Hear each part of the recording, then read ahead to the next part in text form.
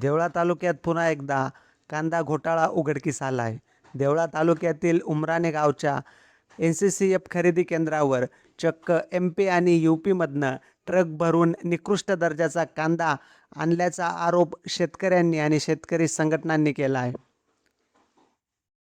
मित्र आरसिंग ठोके यांनी मगाशी फोन केला की आपल्या उमराणे गावात नाफेड आणि NCCFच्या अंतर्गत जो कांदा खरेदी केला जातोय त्याच्या गोडाऊनवर MP आणि UP वरून गाड्या येत आहे आणि तो कांदा या ठिकाणी स्टोअर केला जातोय.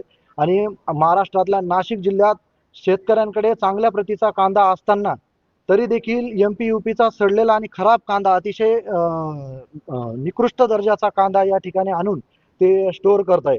तर आम्ही हजार वेळा या ठिकाणी मार्केटमध्ये सुद्धा आवाहन करून की शासनाला सुद्धा सांगून की NCCF नाफेडचा कांदा जो तुम्ही स्टोअर करताय तो तुम्ही आपल्या बाजार समितीतून शेतकऱ्यांकडून खरेदी करा.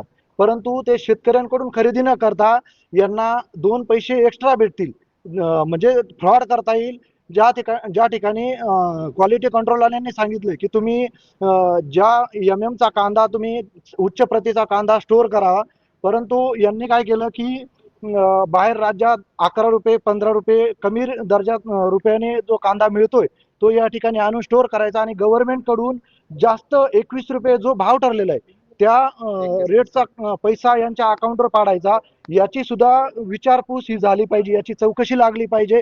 आणि जे कर्मचारी आहेत कर्मचाऱ्यांना हे काय रेटने पैसे देत आहे आणि सरकारकडून काय रेटने हे पैसे काढताय कर्मचाऱ्यांचे हे सुद्धा या ठिकाणी तपासणी झाली पाहिजे, अतिशय सखोल तपासणी झाली पाहिजे. आणि महत्वाचं म्हणजे मी सर्व महाराष्ट्रातील शेतकऱ्यांना एक संदेश देऊ इच्छितो की ही नाफेड NCCF संस्था बंद झाली पाहिजे. का बंद झाली पाहिजे?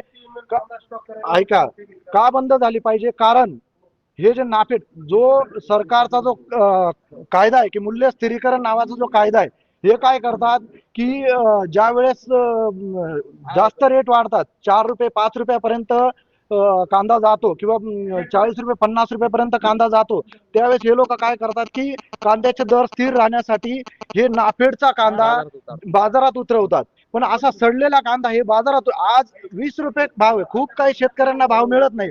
आजच एवढ्या कमी दर्जाचा म्हणजे एवढ्या कमी रेट मिळत असताना हे MP चा बाहेर राज्यातला कांदा इथे आणून उद्या अजून महिन्याभरात हे त्या मार्केटला त्या मंडीला कांदा उतरवतील आणि या ज्या शेतकऱ्यांना 20 रुपयाने जो आज कांदा विकला जातोय तो उद्या 13 रुपये भाव सुद्धा राहणार नाही, अशी परिस्थिती होणार आहे. मग इथल्या शेतकऱ्यांनी काही फाशी घ्यायची का?